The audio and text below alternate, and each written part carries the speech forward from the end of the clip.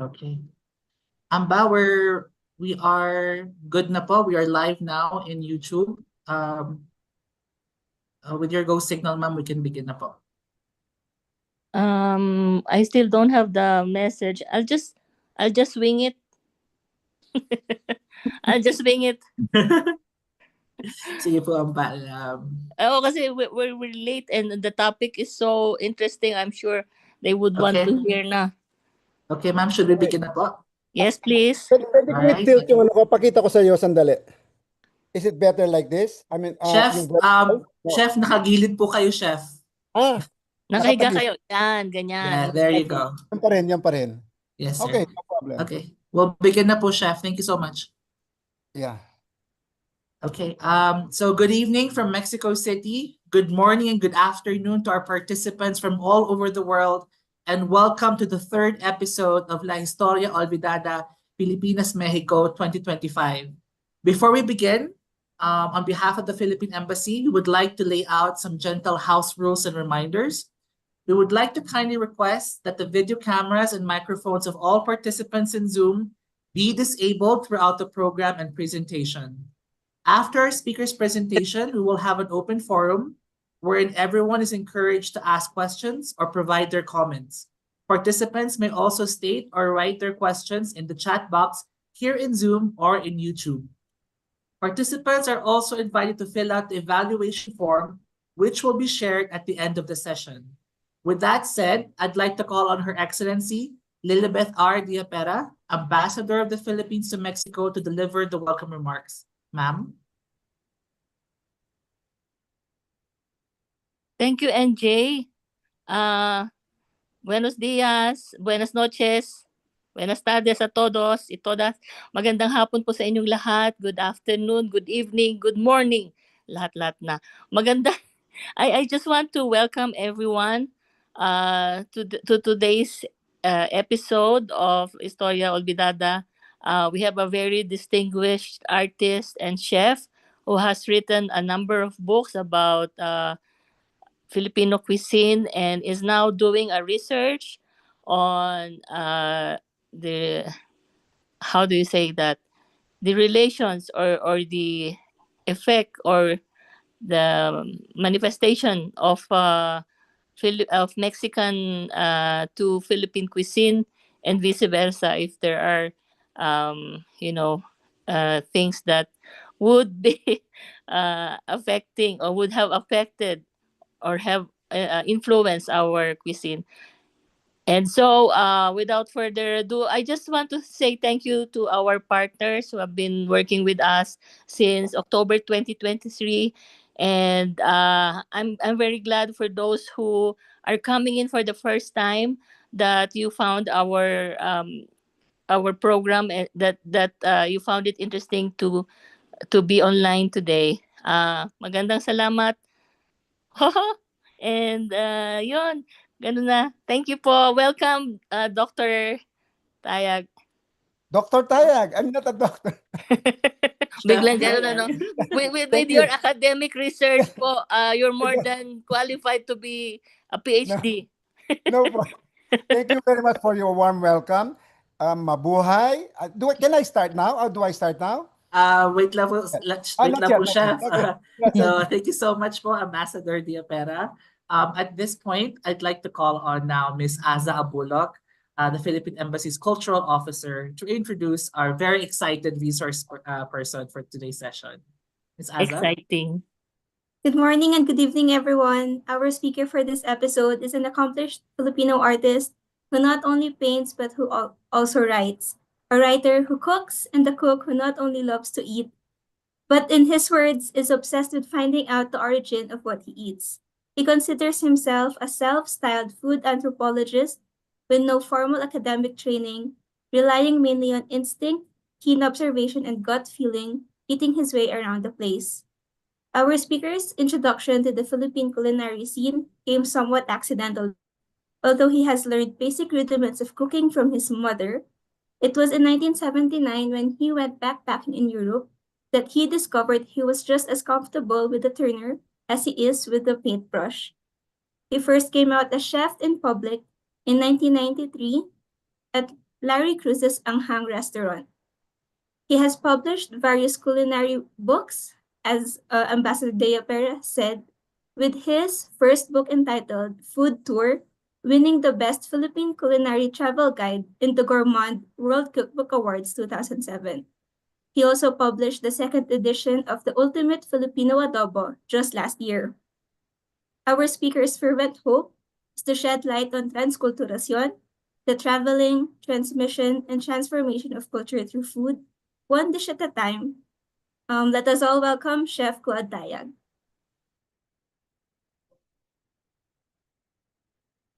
Hello, am I in? I really couldn't say.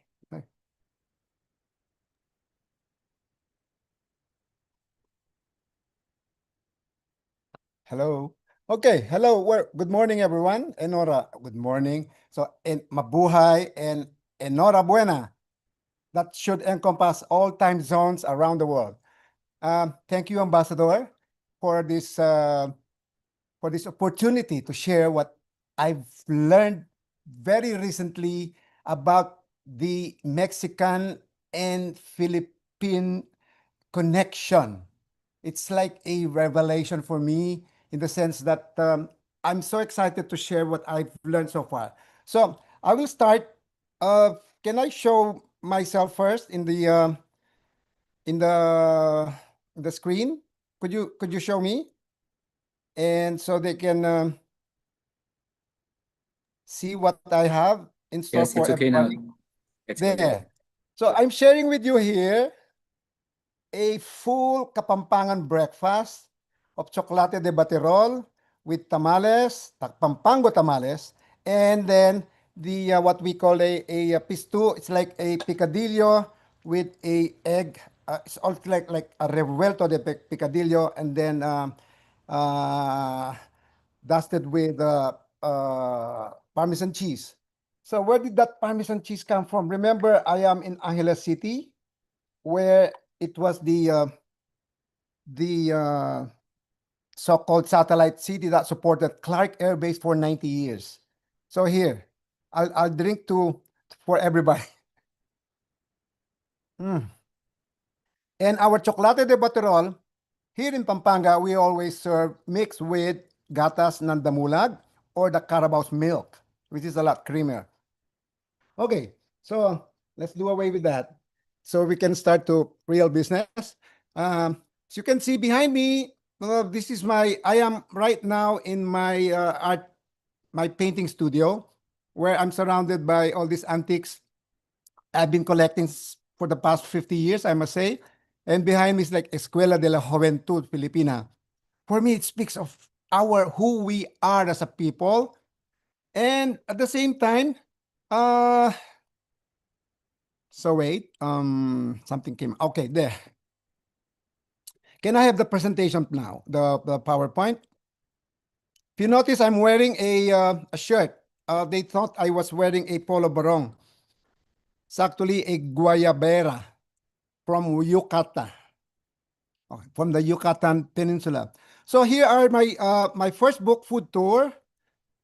It's a I call a 3-in-1. My first book ever, a 3-in-1 book, in the sense that not only I wrote the essays of my travels and food escapades, and at the same time, I did black and white drawings, including the cover, a watercolor rendition of the hanging rice, the puso, which I will be discussing a bit later, mentioning. And then also I did the recipes in the book. So it's a 3-in-1 book. And then Culinaria, I was involved there. I was a co-author, and at the same time, the food stylist for that. So here we go. My being an artist came convenient in styling the photograph. Okay, next please. Next slide. So that's the second book, Linamnam, which I co-authored with my wife, Mary Ann Kyok, and who's also from Pampanga. And we traveled around the Philippines almost 5 years before we came up with this. It's a culinary mapping. It's not a travel guidebook. It just tells you like when you're in the Ilocos region, it tells you what to look for, what the locals eat, and so on. So on, like in the how many? I think we have like, well, close to 20, 17, 18 regions in the Philippines. Next, please. Oh, yeah, there's Anthony Bourdain in the back cover, uh, where I showed him the wonders of, like, we were in a goat shack in here in Angeles City, and he loved the papaitan. Okay, next, please. Okay, this is the first edition of the Ultimate Filipino Adobo book. In this book,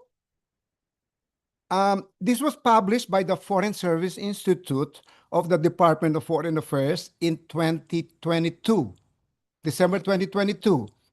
But the thing is, it covers most of the questions that have been pre-sent to me, sent by the participants in today's conference about, the Filipino adobo versus like the Mexican or the Spanish adobo. I will talk about it later. Next, please.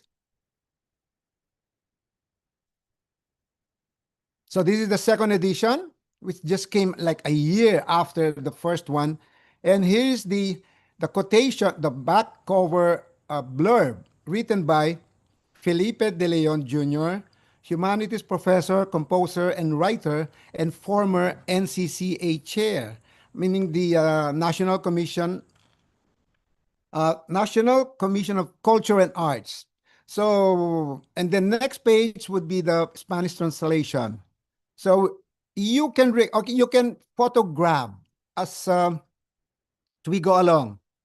So here's the proposed. This is just a dummy, a study for my forthcoming book, The Philippines More Mexican Than Spanish: Foodways That Crossed the Pacific.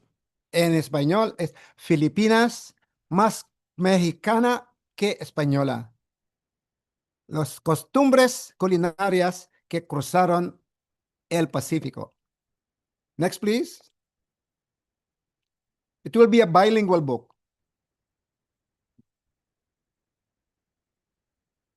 So here's my abstract. Basically, it's based from a quotation that Doreen Fernandez wrote in her book, Tikim, published in 1994.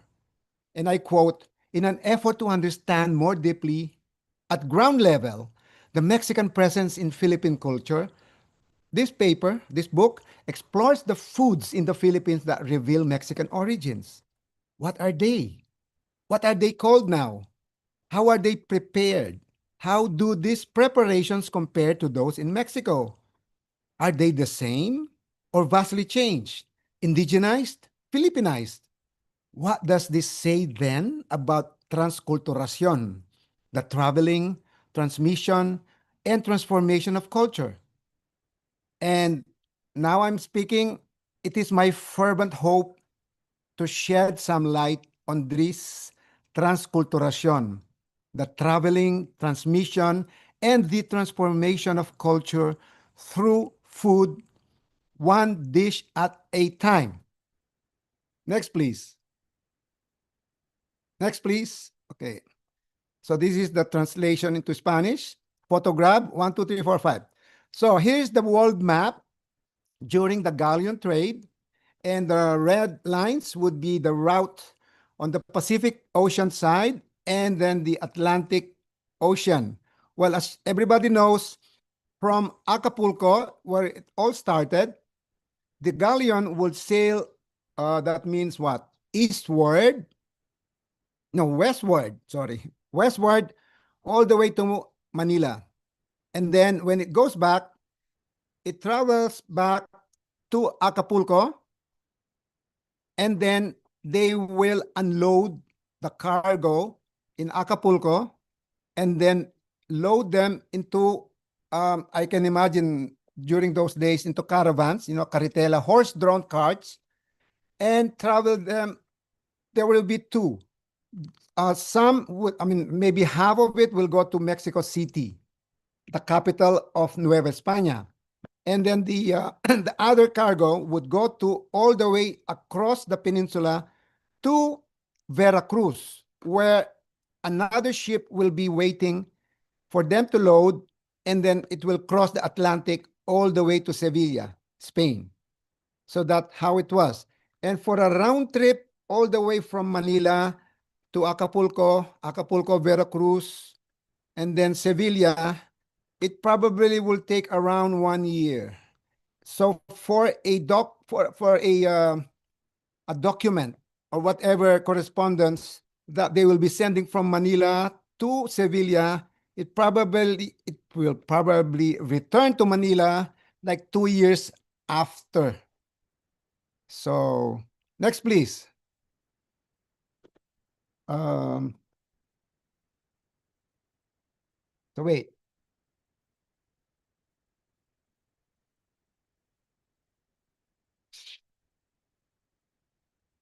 So I will give you a brief historical overview on Philippine cuisine. So the Philippines is perhaps the only country in Asia that had been influenced by both sides of the Pacific Ocean, China and India on our west. Can you go back to the map, please? There. And the New World on the east. And move further eastward across the Atlantic Ocean, there was Spain, who colonized us for more than 3 centuries. Our multi-layered cuisine is the sum total of our history, from the indigenous cooking of the pre-colonial era to the introduction of new ingredients and cooking methods by the Chinese, by the Indians, and our Southeast Asian neighbors, brought by trade and Islamic conversion since 1190 AD, and through conquest by Spain and the United States.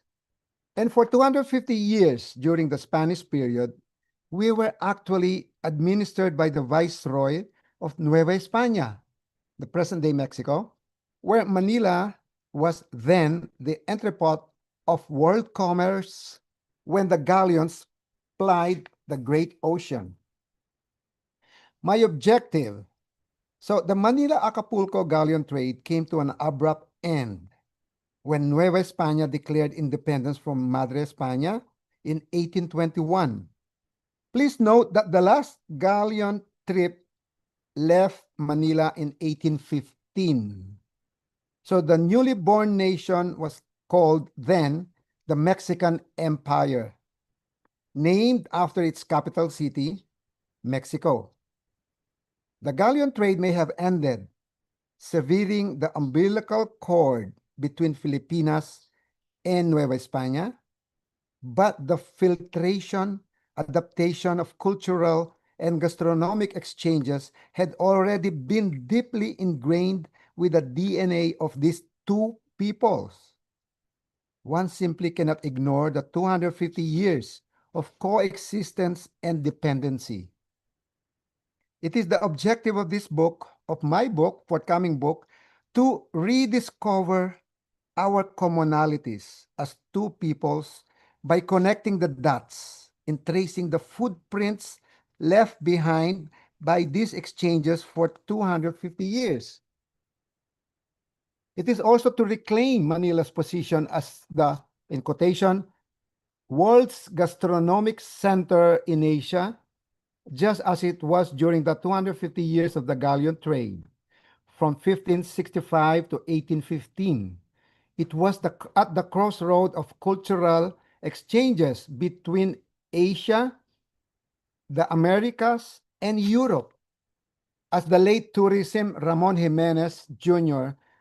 said during the Madrid Fusion in Manila in 2015.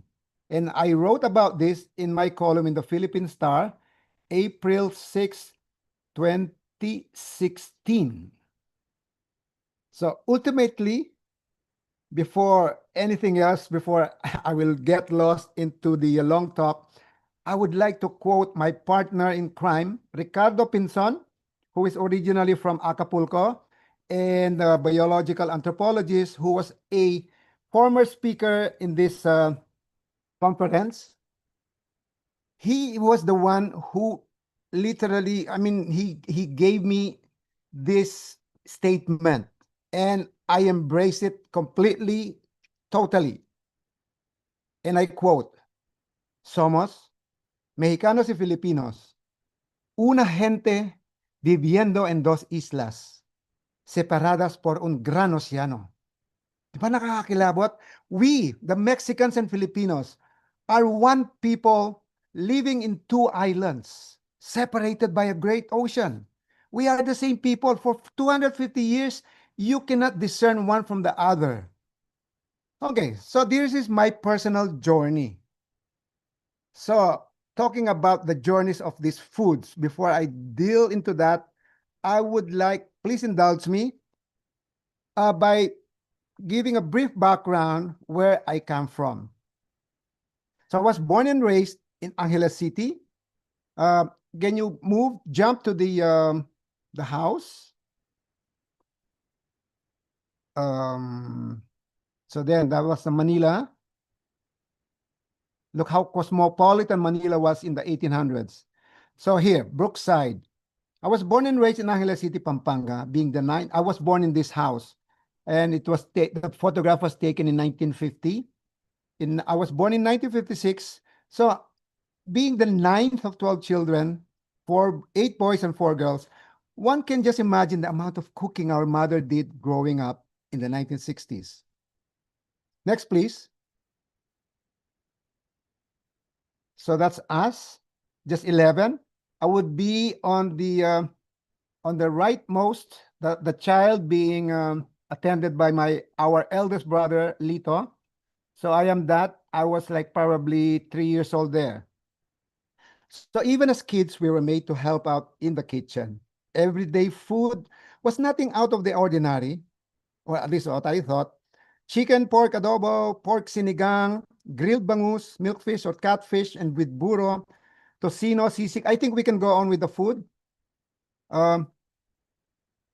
Quickly. And here, sometimes, so during town fiestas, our mother would basically order a lechon and cook paella. And we would have American guests. Look how pretty they are in their 1950s outfit and including the hairdos, right? So here I am in the middle with the tongue sticking out.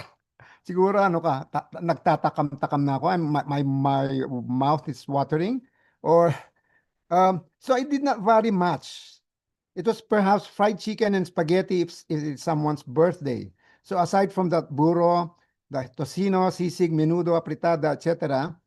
So in 1973, at 17 years old, I was sent to Manila to study at the University of the Philippines in Quezon City, like my older siblings before me.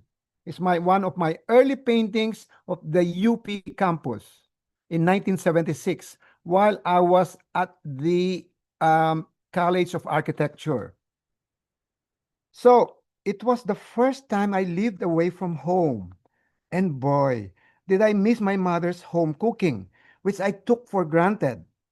It was also the first time I heard in hushed voices, they spoke of our cooking as the best in the country, which I never realized. And being a Kapampangan, I was presumed to be a good cook. And most often than not, Claude, said one of my friends, of my classmates, we'll be on our way to Baguio up north this long weekend. We'll pass by your house. You cook for us, huh? All of a sudden, I was everybody's best friend. So serving them our daily catfish, burro, mustasa, tocino, tibok, and etc., it would send them to cloud 9. So in Pampanga, next please. So there is the burro. Burro will be fermented rice with shrimp. And then so it's catfish or tilapia. And then with the prescribed vegetables of like fresh mustard leaves. And then the bitter gourd or the ampalaya or fried eggplant. Next, please. And this is what I would call the quintessential Pampango dish. It's a set. And this is the sizzling sisig, as everybody knows today, which at that time was still just regional. It was only around Angeles City it was known. So it hasn't gone out of our city boundary yet. 1970s yan. So next, please. So this is the pork tocino, sweet cured pork, invented by the late Mrs. Lolita Hens Hizon from San Fernando. And she called it tocino. Basically, it's our burong babi, meaning fermented pork. So cured pork, but she made it sweet, and she had a pure Spanish aunt living with them, and she called it tocino. Basically, after the Spanish tocino, or like the pork fat, the smoke, cured salted fat, pork fat that they use, basically like bacon, for cooking. Next, please. So that's how it started in 1968. And then, of course, in Pampanga, we also have a set of prescribed menu for a special occasion, morning event, like the first death anniversary of a loved one, a milestone birthday, and wedding anniversary of the heads of the clan. So there will be mass, and after mass, breakfast or brunch would be served. The menu doesn't veer away from tradition in the several Pampanga towns I have attended. So starting with the Pampanga tamales, assorted suman or glutinous rice cakes wrapped in any leaf, then steam. The next, please. Next slide. So we would have the chocolate de batirol, which I just showed you earlier. See how frothy it is. In Pampanga, our chocolate mix, it's not in tablea form, but in a paste form, mixed, ground with peanuts or mani, as everybody calls it here. Again, where did the mani word come from? And that's the mani itself, the peanuts, from the New World. And I found out like mani, it's a Caribbean term, because we don't use the Spanish term cacahuate. Cacahuate. So there, next please. Chocolate de batirol. The batiro, okay. And these are the Pampanga Christmas delicacies: ensaimadas, chocolate de batirol, the duman, assorted suman, plantanillos. These are homegrown delicacies. Well, basically, you can say, how did this come about as compared to the other provinces?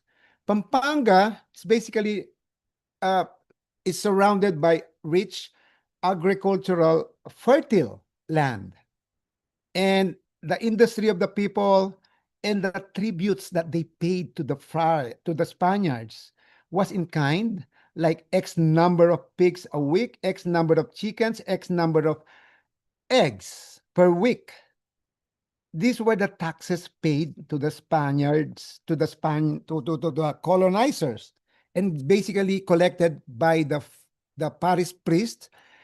And then during, for example, a construction of the church, local church, the male population will be again mandated to contribute, to pay in taxes and tribute in labor.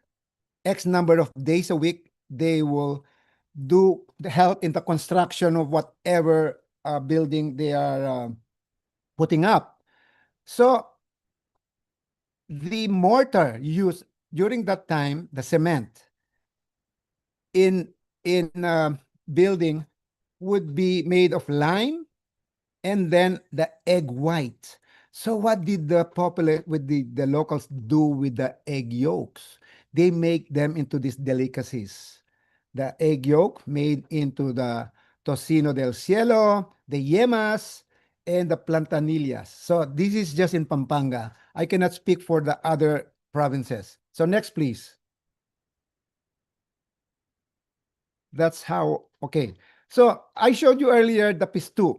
Pistu is basically the giniling or the tortang babi. Giniling, not bagalo. This is basically the Mexican picadillo. So how similar? How much the same? Maybe I understand the, okay, so I had pick, next please. The pistu, it's a leveled up It's like over the top kind of giniling. So next one, Picadillo de Res at Doña Leti Mercado de Jamaica in Mexico City. So I came across this when I went to the Mercado de Jamaica in one of the fondas, one of the carinderias we call them, inside the market. And the way I ordered it, the lady, Senora Leti, Doña Leti, asked me, how do you want it served? Con arroz y frijoles, con fajita, con tortillas. And then I said, a small portion. Oh, then he gave me picadillo de res tostada. Tostada would be the toasted, the crispy taco, meaning the tortilla. So here it is, and then they will top it with chopped onions and the white cheese on the right side. Next, please. Okay, the next one. Here's Doña Leti y yo. Fonda Doña Leti, Mercado de Jamaica. So here it is. Just like on the Filipino table, you have lots of condiments on ready on the table, and you add the condiments accordingly, according to taste. So basically, we eat the same way. So here I am trying. I mean, this is a photograph for me. This will be the proof of my, if in academic paper you would have like footnoting your sources. You have to cite your sources. Here's my source. The first hand tasting and the eating. Next, please. So I documented every food that and here is the another Filipino adaptation, the Filipino champurrado. I will talk about this much later on. Can we? So the Filipino champurrado versus where we may have the you can say, not, I will not say copied, but we adopted the Mexican champurrado, which is basically a hot chocolate drink mixed with milk and then thickened with corn flour. Not that thick, but it's very much the same as the chocolate y churros in Madrid.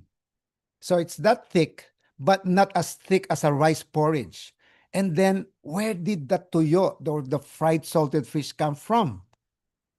It's when we adopted the champurrado, we adopted it, and then in a way ate it to our taste buds, according to our taste buds.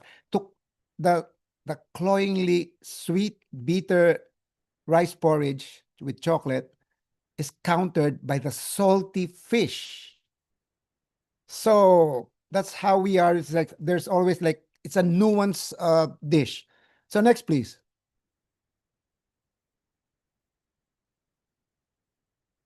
Next slide. I will discuss that later. Can you pass?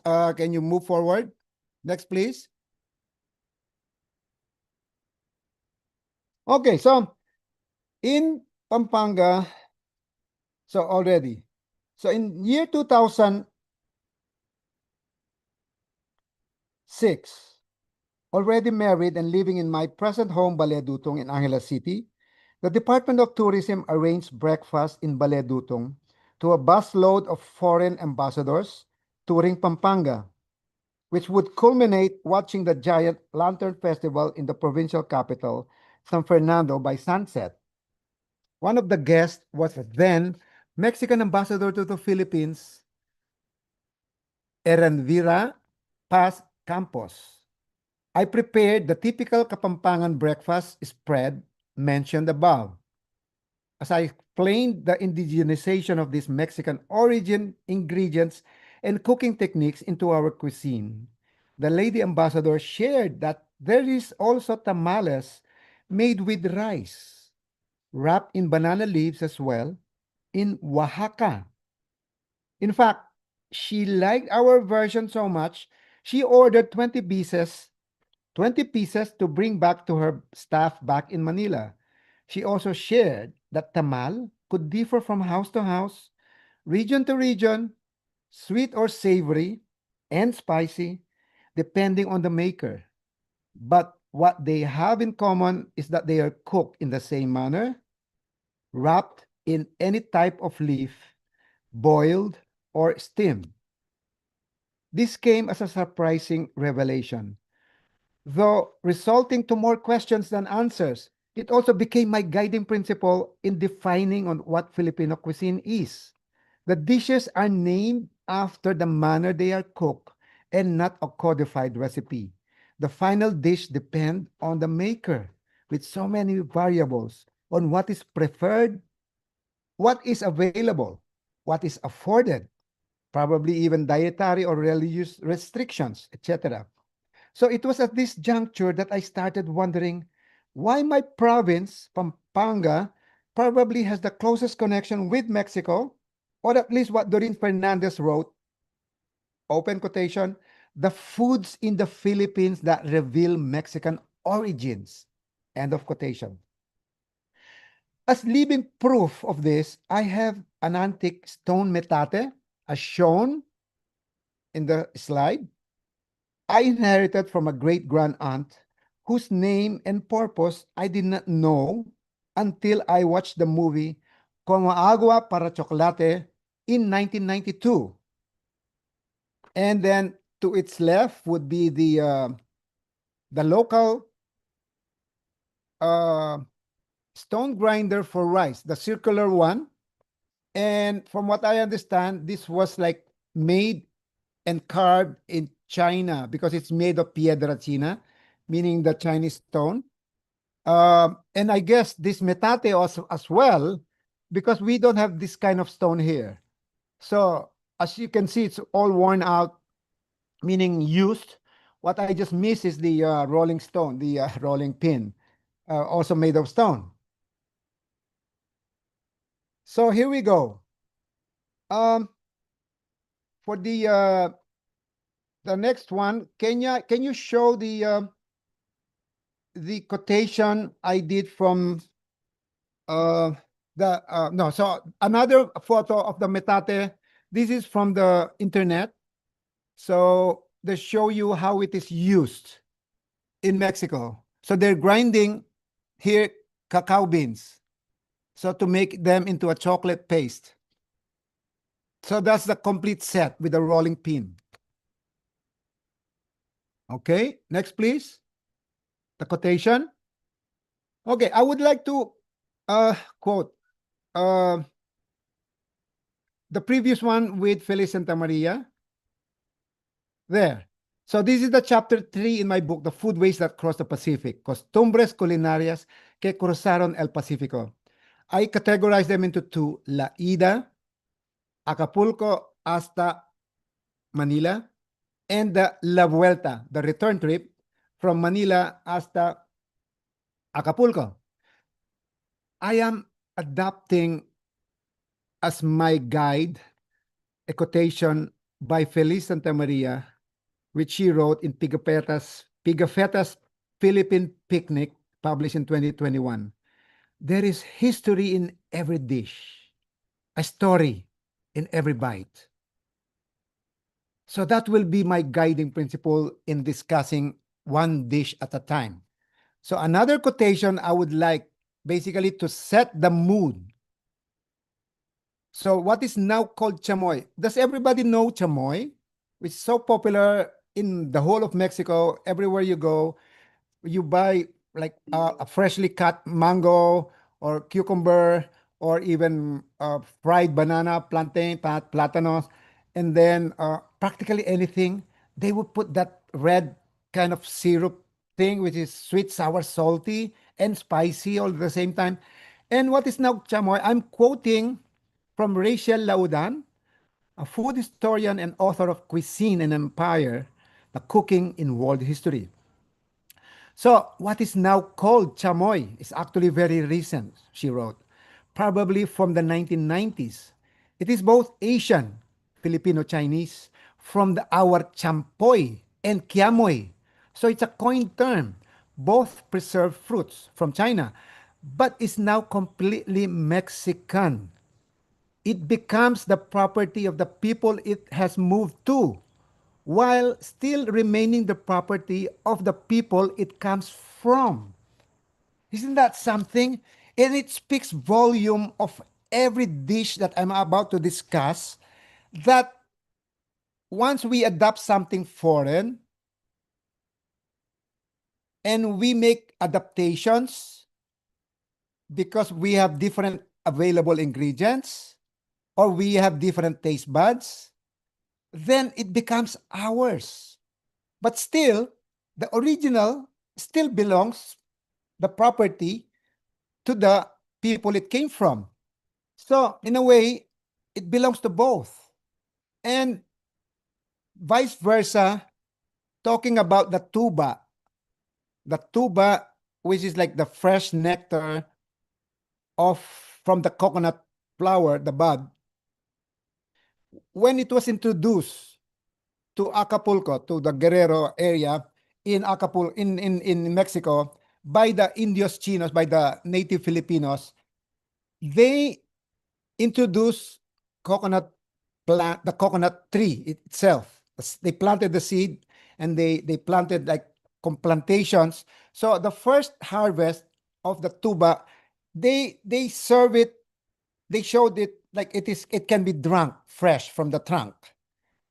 But the Mexicans, what did they do? If you go, I will discuss this later. I have a photo of that one.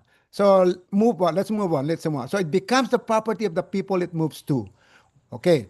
So here, the tamales journey.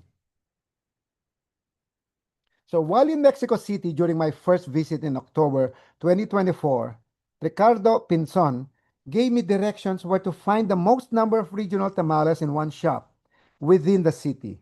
He told me to go to Tamaleria Nativitas as early as possible, as their tamales stock goes very fast. So the address, and it's there. It could be found in the internet. So true enough, I got there at 9:30 a.m. with most of the huge stainless cauldrons near empty. Of the 25, next please.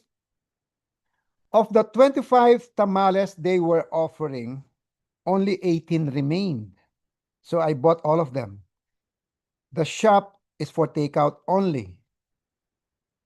So I went back to my hotel room, and here's the disclosure. Every listener must know.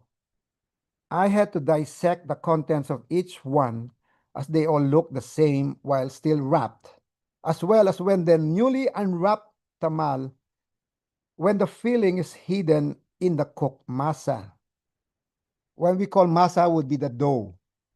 So even if I just had a spoonful of each, by the time I got to the 18th, tamales was coming out of my ears. Admittedly, though, 2 or 3 were so darn good, I ate half of each. So, like after 4 hours, can you imagine like how full I must have been? So here's a quick breakdown of the 18 kinds I documented and tried back in my hotel room. So all 18 used corn masa, 12 savory at 42 Mexican pesos each, and sweet and 6 sweet at 35 each. 3 were from Oaxaca, wrapped in banana leaves, and the rest with corn husk. Although the ones from Oaxaca were also made with a finely ground, I suspect it was ground corn flour. It was corn flour, not the ground corn. So the steamed masa varied in texture. It could be dry and grainy like polenta if ground corn is used, or silky smooth if corn flour. So here's my conclusion of the 18 I've tried. I'm not sure if the tamal with the place of origin attached to its name is typical of that place.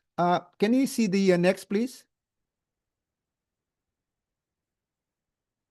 What is the next slide? Oh, yeah. Okay. Not yet. Not yet. Not yet. That will be episode. Okay. Okay. It's there. So I'm not sure if the tamal with a place of origin attached to its name is typical of that place or just a whimsical creation of the maker. Though the flavorings are pretty much standard, such as like salsa rojo, verde, amarillo, mole, pipian, as well as the fruit jams for the sweet kind. It just shows there is no rigid recipe for the Mexican tamal. It is a cooking technique of wrapping flavored corn masa with corn husk or banana leaves and then steaming it. There are as many iterations as there are households. As if I'm talking about our cuisine, right? So on my second trip to Mexico last February 10 to 23 this year, 2025, I got to visit Mexico City again, then off to Puebla, Cholula, and Oaxaca. It was in Puebla. Here's my rainbow below, just above me will be the colorful rainbow colored. Would you believe that they call this the piñatas, right? Am I correct? That's the general term for anything hanging colorful for children's parties and all that. So when I stumbled upon an itinerant ambulant vendor selling tamales, next please, next slide.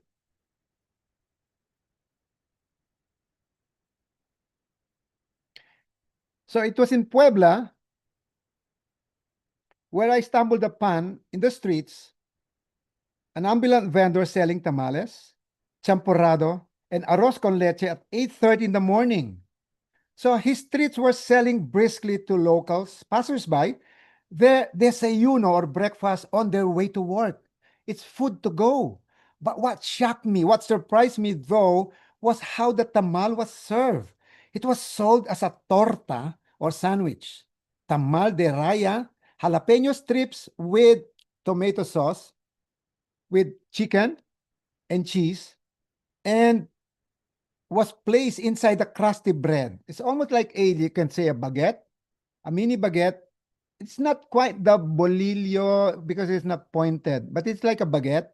And then to accompany the torta was a choice of champurrado or hot chocolate. Next slide.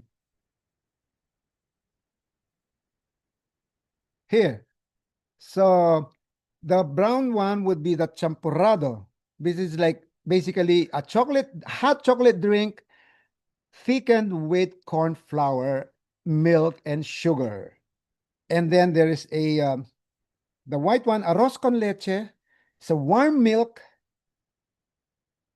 thickened with ground rice, sugar, and cinnamon. So in Oaxaca, next please. And this is their breakfast fare. So while still in Oaxaca, at the Mercado de 20 de Noviembre, an elderly woman sitting by the market's entrance was selling 6 kinds of tamales. Señora Toña, here she is. Her full name is Antoinette, but she preferred to be called Toña. Has been making and selling the tamales herself for over 30 years. So I ordered the only tamal wrapped in banana leaf, and the biggest at that at 35 Mexican pesos. It was called tamal con mole de pollo, was still warm when unwrapped. So as I tried it, I was given a plastic fork. It was stuffed with a spicy chicken mole, a bit sweet and bitter from the pure chocolate paste used in making the mole. As we all know, what they call the mole poblano, Oaxaca is famous for its mole. It's basically a sauce made with chocolate. In varying degrees, they would add different kinds of chiles. So each one would have each household, each clan, each barrio, they would have their own mix. So from what I believe, there are like 7 famous moles in Oaxaca. So this is their like iconic signature sauce. So it had, when I tried it, it had a smooth, silky masa using corn flour, I suspect. And it is the closest to the rice-based Pampanga tamales in texture I am used to. So the other 5 were wrapped in corn husk, a bit smaller, and at at 20 pesos each. And they were like pollo and salsa verde. Next, please. So I photographed this in my hotel room. So I take pride. I have to note that all the photographs you see are by me. I take pride in taking my own photos and I styled them being an artist. So I even bought, these condiments, the ingredients to go with it. So tamal and salsa verde, Oaxaca. Tamal amarillo, from the amarillo pimenton, the pepper, dried chile amarillo. It's a yellowish, yellow-orange kind of thing. And the one in the cup would be like the masa, uncooked masa, the corn, mixed tamalized corn masa. So next, please. So the next one would be jump. Okay, torta de tamal de chepil. So you will wonder what is chepil. Chepil is like it's also called chipilin.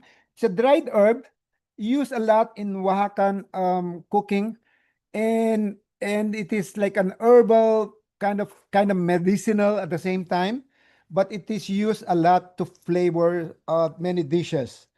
So the next one, uh, torta de tamal de chepil. Next one, please. Tamal de chipil. Pollo con frijole. Next slide. There. Pollo con frijole. Frijole would be what the Americans call their refried beans. And I put chili sauce, salsa roja. And then on the right side would be a sweet tamal for a change. And it's con piña y pasas. It's with pineapple and raisins. So you could see the red dot, the black dot. That will be the raisin, and it is a coarse masa. You can see the grain, kind of polenta. It's kind of like it's so dry. I guess you have to eat it with drink it, eat it with you dunk it with the chocolate or something. Okay, next please.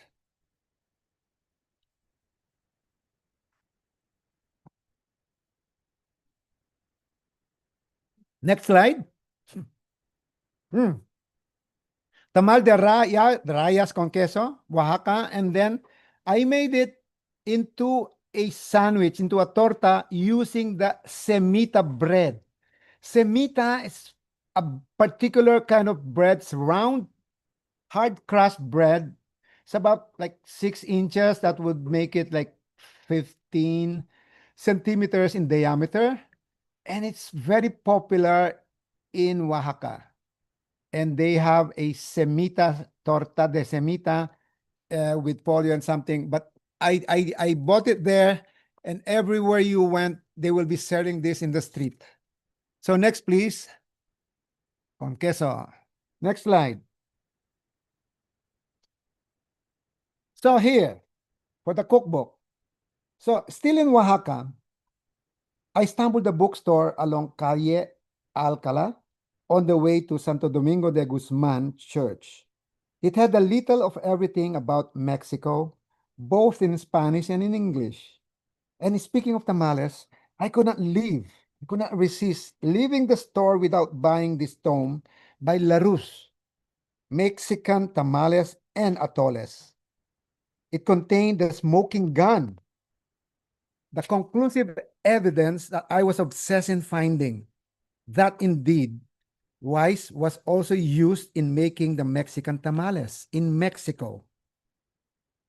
Although the book carries the name Margarita Carrillo as its author, as it says there, Margarita Carrillo Arronte, uh, it is actually an updated version of the original Tamales y Atoles written by Josefina Velázquez de León in 1946, printed in black and white with no visual aids. Larousse noted in the foreword,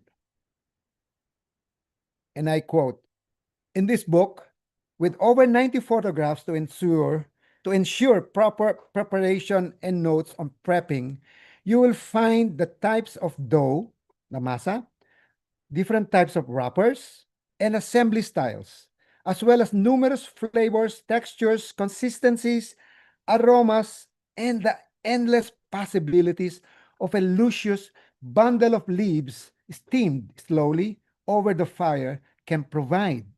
End of quote. So again, at the endless possibilities, that is what Mexican and Philippine cuisine is all about. Indeed, I was truly amazed, or rather astounded, to discover there are at least 5 tamal recipes using rice or rice flour to make the masa. So to boot, next slide, please. So this is the first one, the sweet tamales, origin Puebla, using rice flour. And then the next one with Amon tamales, the origin is Zacatecas, another state, using rice flour. And then the rice tamales, the name itself, it's all across Mexico, the origin, meaning it's widespread in use in cooking. And then next, please. The rice pudding tamales by the author, Margarita Carillo. And then the last one in Michoacan, Chongo Zamorano tamales using rice flour. So you can check this out in the internet if you wish to follow the, or photograph if you wish to follow the recipes. Next, please.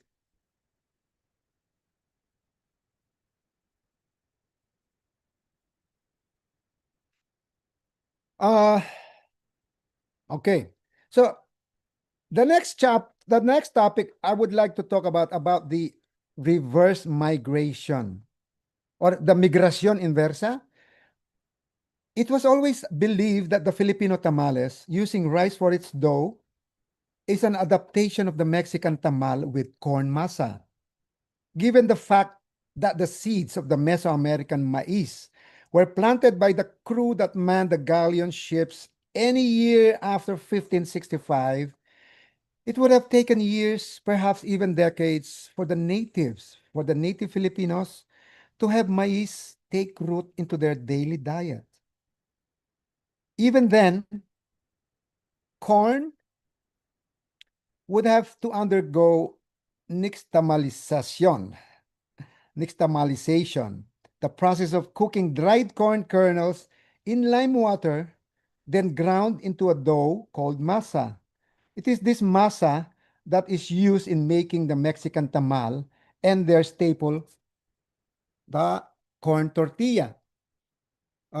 Wait, sorry, I have to, just 5 seconds. I have to charge my laptop. There you go. So according to Dr. Cristil Obispado, Assistant Professor of History at UP Diliman, it was this tedious process, unfamiliar taste, and coarse texture that the native Filipinos did not pick up corn tortilla as a staple. She presented this in a paper at the first international conference on Kapampangan cuisine and food tourism held at the Holy Angel University here in Angeles in March 2024. Last year, March 2024. And besides, since cultivation and consumption of rice was a pre-Hispanic activity, and so was suman production, the leaf-wrapped glutinous rice cakes were the natives' own tamal already in existence. They just added ingredients introduced from Nueva España, such as mani and achiote, and made it into a savory suman. So here are different kinds of suman. You can photograph this and then you can ask questions later. From every region, from north to south, we would have our specific kind of rice cakes. Here you go. Okay, next please, to save time. In another paper. Oh, okay. So here in Cebu, they wrap their rice into a heart-shaped thing, and then they boil it. And they sell the cooked rice called puso. Puso means heart. So the heart-shaped hanging rice, they usually sell them in the streets or in the marketplace to accompany any dish. And this would be their to-go, you can say, staple. And it is perhaps only in Cebu where they prefer their rice, eat it at room temperature and not piping hot like the rest of the country. Like in my case, if the rice is cold, I would have to reheat it to be able to eat it well. Okay, with gusto. So next, please.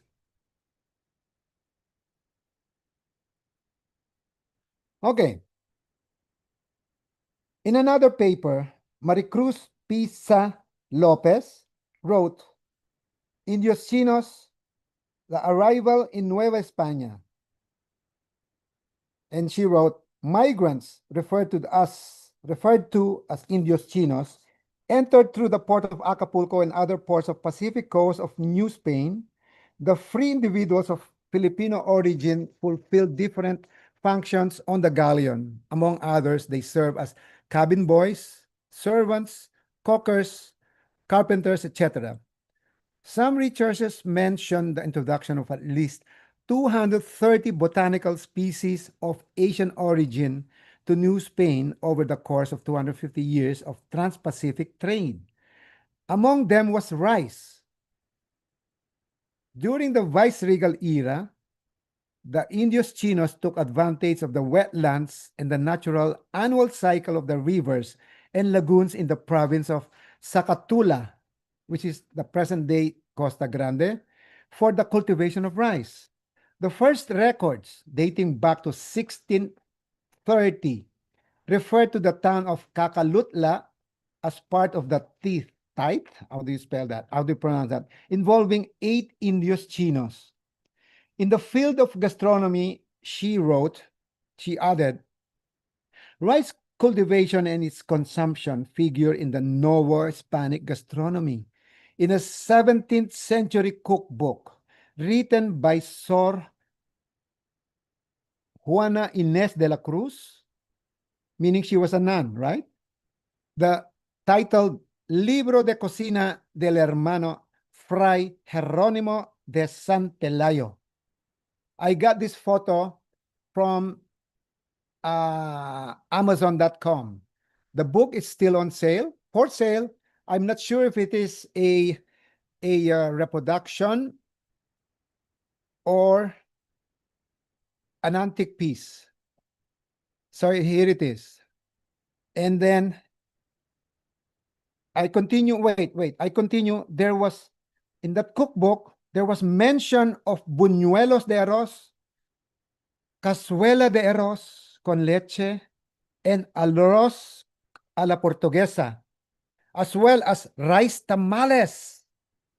End of quote. Another piece of the jigsaw puzzle just popped up. As a sidebar, Feliz Santa Maria wrote in her research series, What the Spaniards Ate in the Philippines, number 17. All these years, she wrote, the general interest and point of view have been about Spanish influences on Filipino cuisine. We return to this series that points out how the dominant tropical marine and forest environs of Filipinas influenced what the colonists Spaniards ate. The story is told the other way around, how Filipinas and its terroir influence what the colonists ate. Some of the earlier posts already noted local substitutes used by the Spaniards. They also sought the Mesoamerican corn tamale, made, it is said, as early as 8000 BC.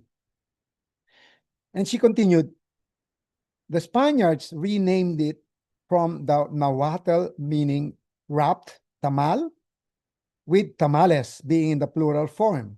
So in Filipinas, they had to eat, instead of a rice cake called suman in Tagalog, to which a protein topping like fish and later chicken was added for the first time, suman continued being cooked while wrapped in banana leaves. Now, the colonists called the new suman tamales by 1613.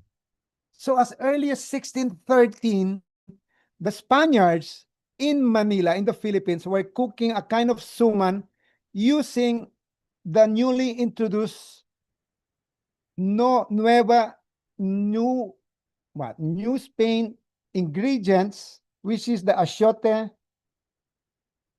the mani, and then make it into a savory suman by adding chicken and its broth. So now we go to the Pinoy tamales, the Filipino tamales, and begging the chicken or the egg question. The use of ground rice to make the dough in the Filipino tamales stems from the next slide, please. Okay, so tamales stems from two facts: the unavailability of corn and its masa, the dough, and even when it became available, the general public found it not only too tedious to nixtamalize corn into masa, but also its gritty texture and taste not quite to their liking. Glutinous rice wrapped in banana leaves called suman or budbod in the Visayas was already a common practice when the Spaniards arrived. So Cebu, being established as the first center of the conquistadores 7 years ahead of Manila, had a better acceptance of corn into their daily diet. To this day, many of the older folks prefer having corn grit over rice. So here in Cebu, so in the Cebuano cookbook Hikay by Luella Alex, there are two leaf wrap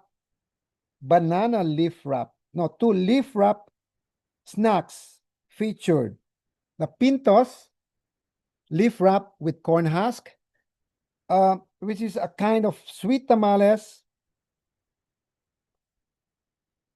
made of grated young corn, coconut strips, and sugar wrapped in corn husk.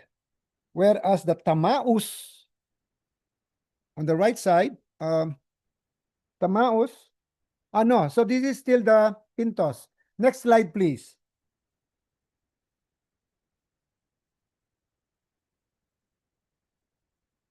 Whereas the next slide.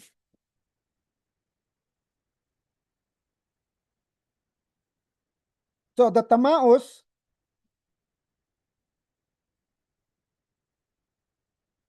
is a rice-based tamales, closer to the Pampanga variant, but having the white and the red-orange dough blended into one orange blob. Though both have the same toppings of mani, chicken, ham, and boiled chicken egg, the tamaos is seasoned with sugar, while the Pampanga tamales is cooked with a savory chicken broth, even flavored with patis or the fish sauce. So meanwhile, next slide, please. In the Cebuano-speaking province of Negros Oriental, so this is the Pampanga tamales. Next slide. This is a savory tamales.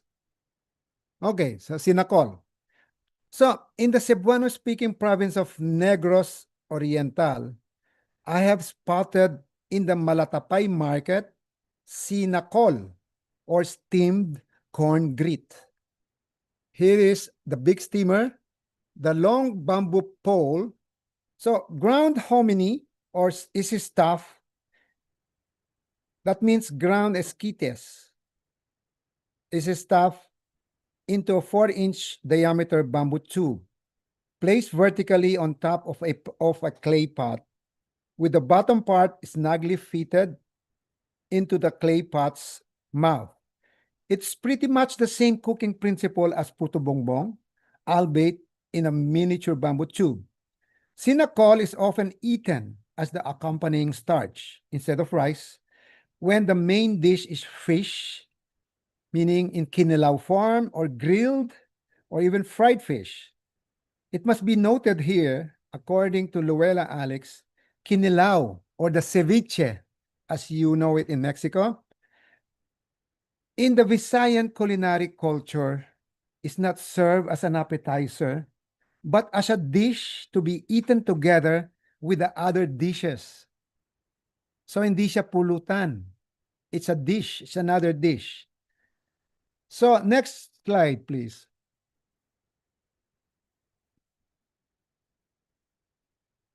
Next slide.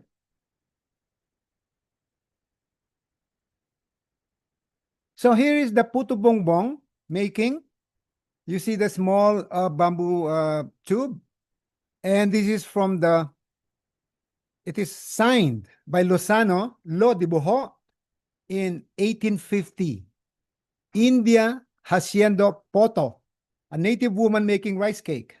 It's actually the rice cake from the Filipinas 1847 book written by Jose Maria Carino, a former Philippine ambassador. Next slide, please.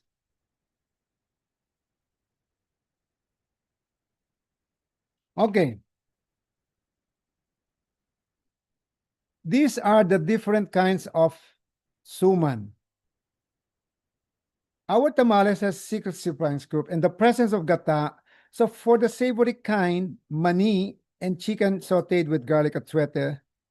So there it is. So in our book, Linamnam, next slide, please.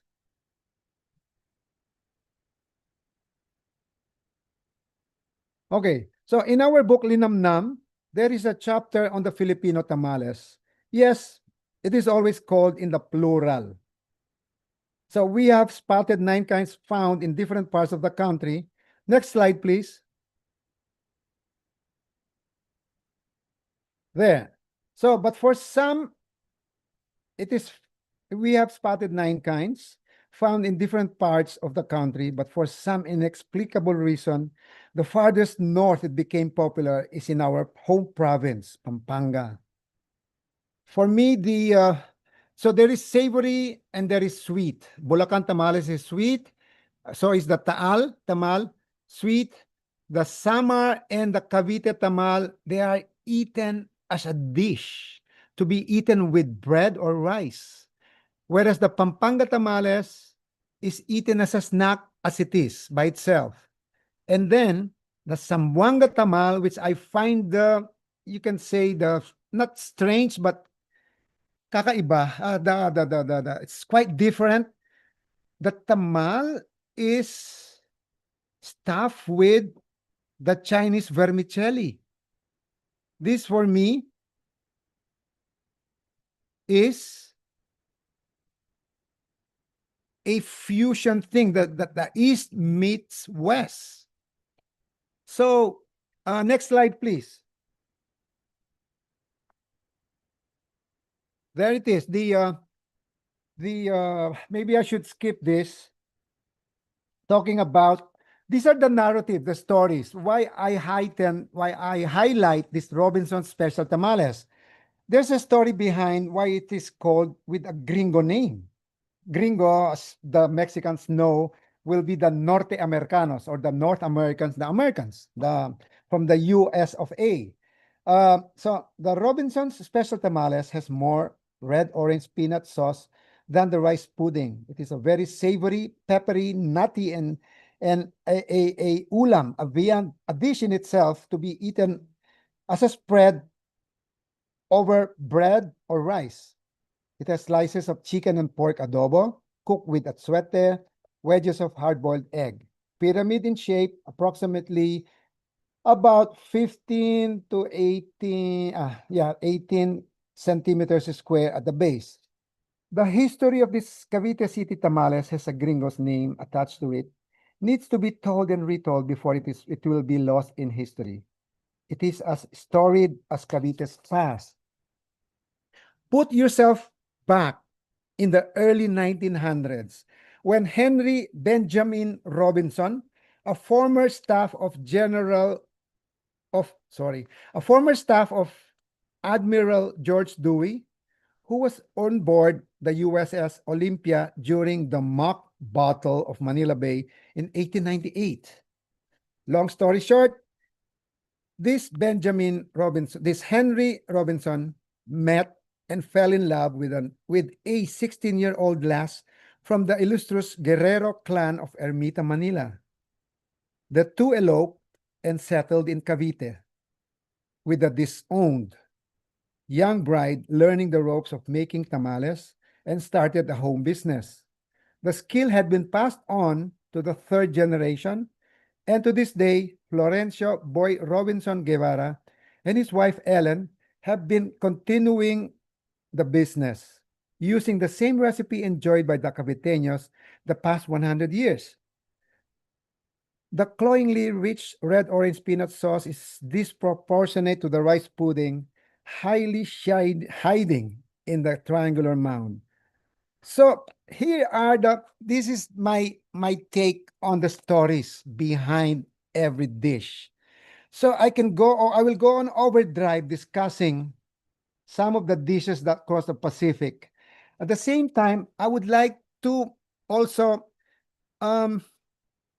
Marisa, do you have handy or maybe later, just one more. I will talk about the menudo. And then can you have ready, Marisa, can you have ready the video I sent you about the woman talking about the buena mano? Okay? De acuerdo? Yes. Okay. Yes. So can we move on the slideshow? So let's talk about the menudo. So the menudo, the Mexican menudo, it starts its journey from Madre España. So as all Filipinos know about the callos a la madrileña, it is the food, Castilian food, people from Castilla y Leon, meaning about the center, the heart of the capital of Spain would be Madrid. And this is famous in Madrid. It's basically tripe cooked with chorizo and then morcilla, at the same time, the blood sausage, in a kind of stew. So it's a thick stew. So that is the Cascalios a la Madrileña. And then last year, February 14 to be exact, Axe Wednesday of last year, 2024, I was in Sevilla, Spain, basically to visit, well, Sevilla, and at the same time meet up with the main archivist of the Archivos de las Indias. I will talk about him later. So while there, I discovered that callos a la madrileña is called by another name, menudo a la andaluza. Basically, it's about the same with more garbanzos, perhaps, and just chorizo, no more morcilla.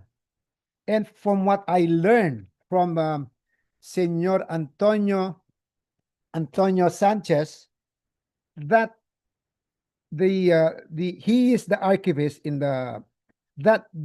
about 80 to 90% of the men that the crew that manned the ships that sailed off to the New World, even starting with Magellan in 1521, they were mostly Andalusians, meaning Spaniards from the south, comprising of 7 provinces, including Sevilla, Cadiz, Huelva, etc.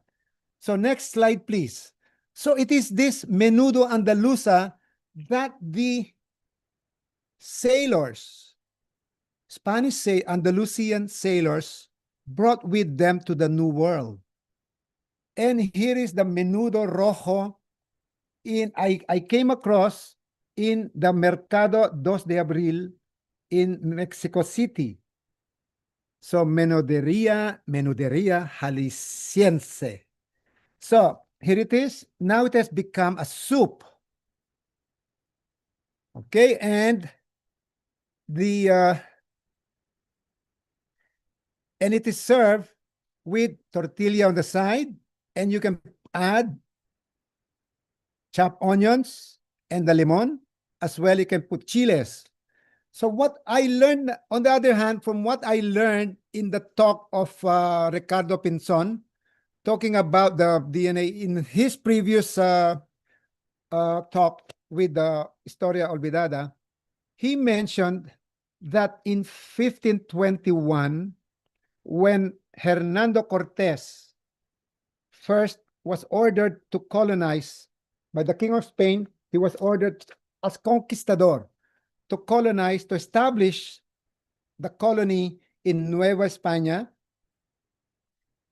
The succeeding, fast forward to 1565, when the start of the galleon trade set off from Acapulco, the sailors, the men, the Mexicans, the natives that manned that galleons were second and third generation Andalusians, left behind and assimilated, intermarried with the Mexican natives back in 1521. So they were bringing with them a Novo Hispano kind of cuisine that has evolved from Andalusia to succeeding generations of Mexicans. Novo Hispanish. So I don't know what term they used for themselves back then. So here is the adaptation of that menudo andaluza that became a soup in Mexico and then added with their chiles. Okay, next. So here. So while back in the Philippines, we don't have that kind of Mexican menudo, meaning a soup with tripe and chiles, but I will show you the following dishes, which for all intents and purposes are the Mexican menudo called by different names. Okay, so this is the gotohan in Batangas City, cauldrons of boiling soup. And look at the gotong Batangas. It is colored with achiote. And then the chile is just added and topped with chopped cilantro. How Mexican can it be? Meaning, even though it's called by a different name, wouldn't you qualify this as a Mexican menudo? Next, please. And this is just in Batangas. So this is the gotong Batangas with noodles instead of rice on the left. And on the right would be the gotong Manila with lugaw. As mentioned, so lugaw would be our rice porridge. So the intestines mixed with rice porridge makes it a goto Manila. And then again, it is automatically we squeeze a piece of calamansi or the limon as in Mexico. This will be the same lugaw mentioned in the, what's her name? In the other paper, Maria Paz, that mentioned like linogaw. In there's a certain rice porridge linogaw in the Guerrero area state. So next, please.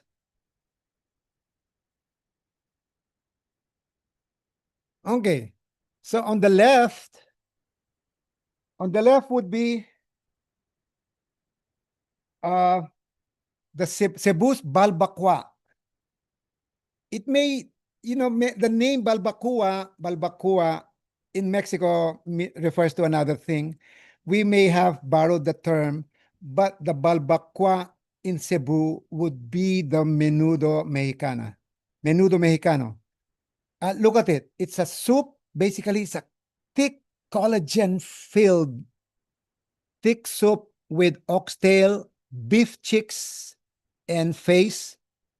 So, again, when you eat it, they put calamansi and chili. Wouldn't that be Mexican? And then to the right would be what we call the menudo Sulipeño.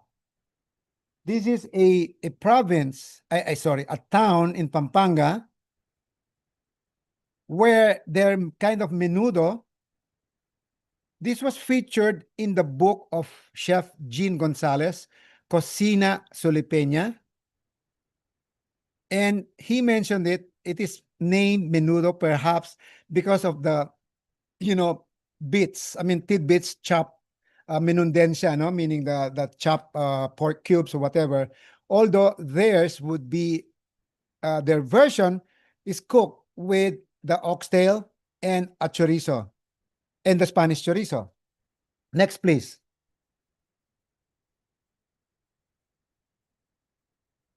Okay, so this is 7:30 a.m. The Sinanglao queue, Vegan City. Sinanglao with papaitan. So I am there as proof of the pudding. I am queuing up for my morning fix of a bitter sour soup. And it's composed of the carabao or beef intestines, the innards, all the offals you can think of. And you see the square bottle at behind it, the brown murky thing, that will be the bile.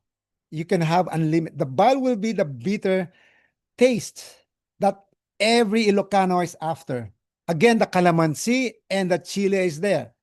So the past slides, starting with the Batangas goto, the Cebu's balbacua, and the Sinanglao, these, in a way, were like, these are existing to this day, being served and eaten to this day and enjoyed by the native, by the locals.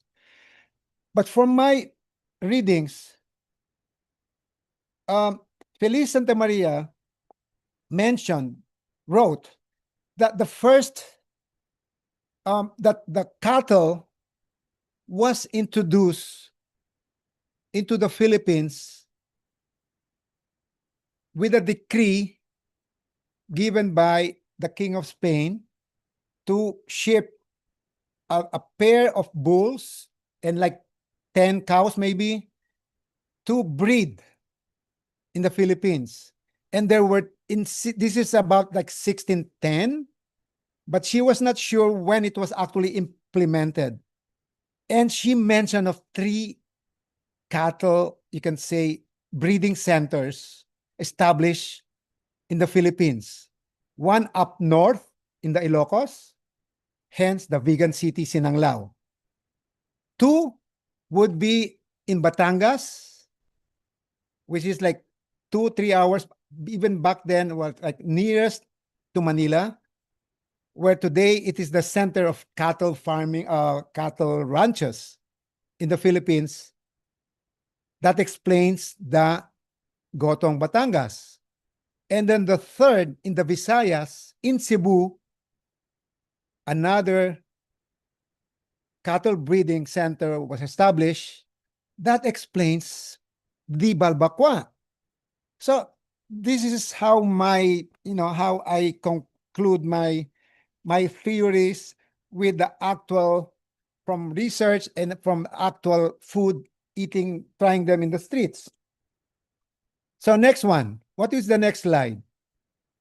I think I'm leaving no time for the, so here's the Filipino menudo. The present day Filipino menudo, it is a savory stew typically made with pork, liver, a tomato-based sauce, including carrots, potatoes, red pimiento, garbanzos, and red hot dog.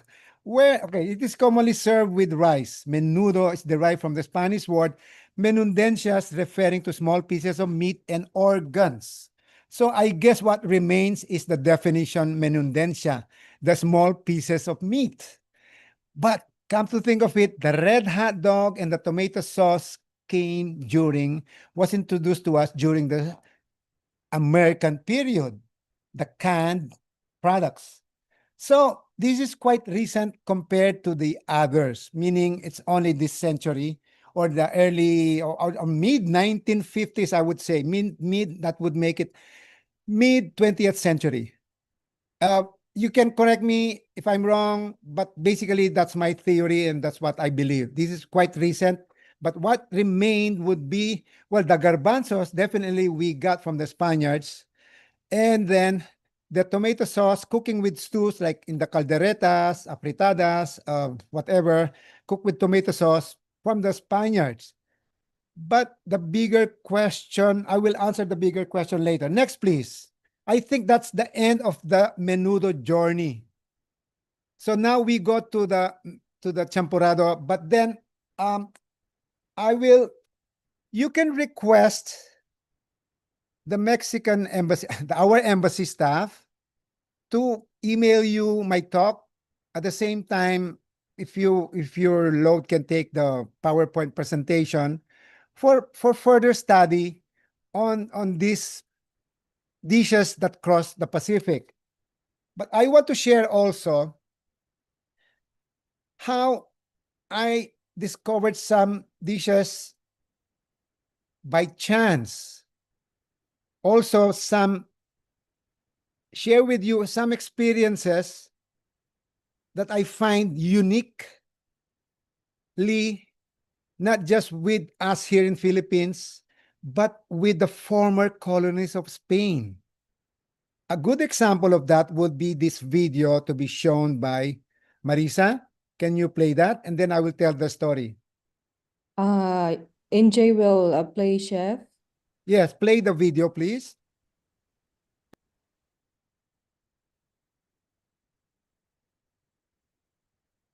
No, no sound. Can you replay? There is no sound.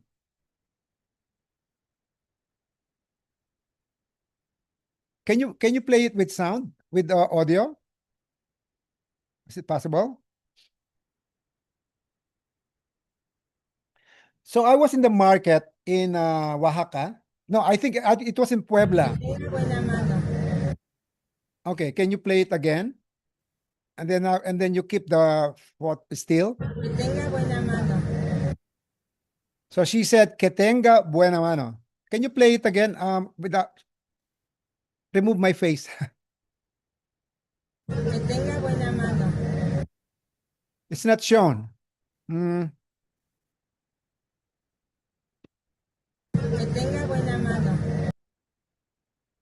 There. Okay. Can you enlarge it? Play.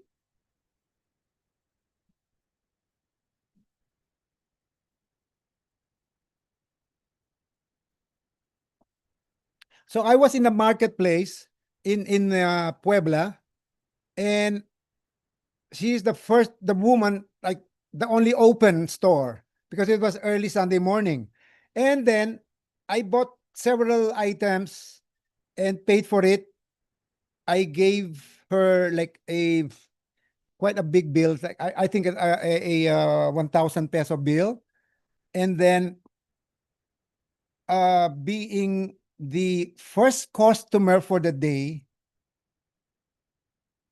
out of the blue, she just blurted out as she handed to me the change, "Que tenga buena mano." I was shocked. That's like, I knew what it meant. That she was like thanking me for being the first customer that will bring her luck after I leave for the rest of the day. And not only that, after giving me the change, she made the sign of the cross. What? I mean, I felt, I mean, I had goose pimples. It's like, and I've been to Spain like more than 20 times in the past 30 years. I've never come across this expression. It's only in Mexico. And this was the second time actually I experienced this.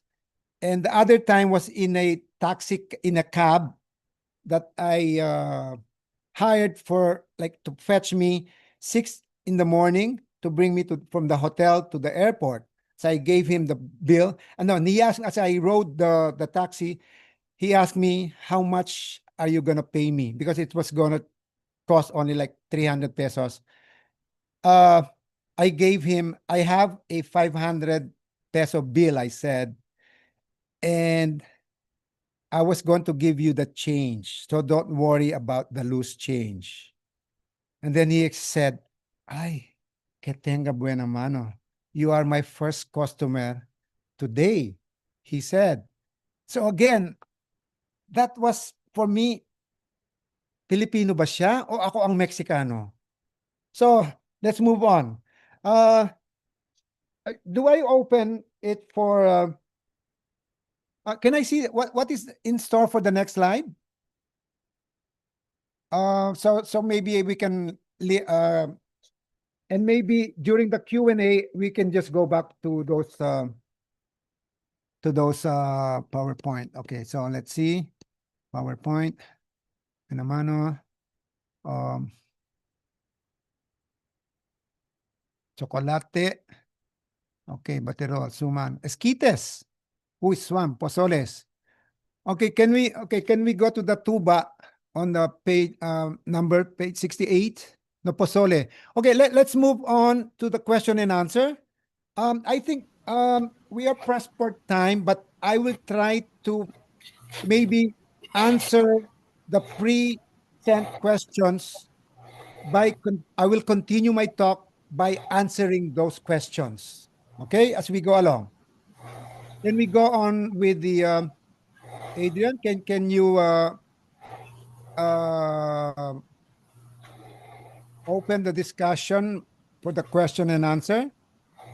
Where am I? No, sorry. Zoom. Okay. Oh, this is Ricardo Pinzon. Hola, kaibigan. Hola, Can you hear me? kababayan. Can you hear me? I can see you only half. I can hear you very well. Thank you. Yeah. Yeah, today Nice to see you here. I'm 50% present. Yeah, but you're afraid. Why? You're not wearing Yes, any shirt? yes. Okay. I want to quiero felicitarte, mi gran amigo y compañero de aventuras. It's a Yes. great presentation, and it's shortened. There's a lot, really a lot to share with everybody. Yes. This is All the the tip of the ties, iceberg. Yeah. yes, all the ties that are that we are brothers and sisters, Filipinos and Mexicanos.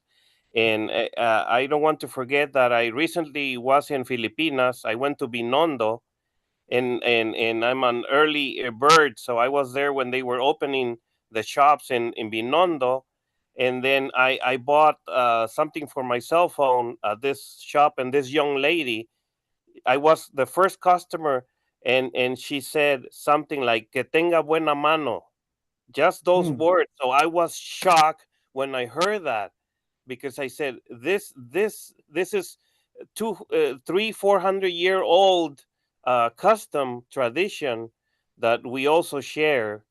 So I want everybody to know that I was there, and in the Filipinas and Mexico is the same. Even in Acapulco, at the shops, the very first customer, people that have that tradition say, "Es buena mano." It's a good start, and God is blessing me for this first sale or exchange of money for goods. So muchas felicidades a la embajada. Congratulations, Claudio. Thank you. I don't want to take the time for the rest, because you and I will continue working Yes. for Yeah, the give the others a chance. 40 years. Felicidades. Yes. Felicidades. Muchas gracias. Thank you, Sir Ricardo. We would like to give the floor to Sir Ignacio Duarte. Good evening, good morning there in Yeah. Philippines. Mr. Tayag, before anything Yes, else, sir. I just want to say, lacking of a better adjective, I will say your presentation was delicious. Thank you so Delicious. much. Yes. Salamat po, it was incredible. Yes. I have two questions. Yes, sir. The first one is related with this concept of transculturation. Yes. And I would like to inquire you, which were your sources, your main sources for this concept? From which authors you took this term? Can you mention? Yes, it's in the book of Doreen Fernandez, Tekim. It is mentioned Yes, there. it's mentioned in the presentation. Yeah, and But the she actually was quoting If you can you wait, I will grab the book. It's just like a few meters from me. Wait, give me like 5 seconds. It's okay. It's okay. 4, 3, 2.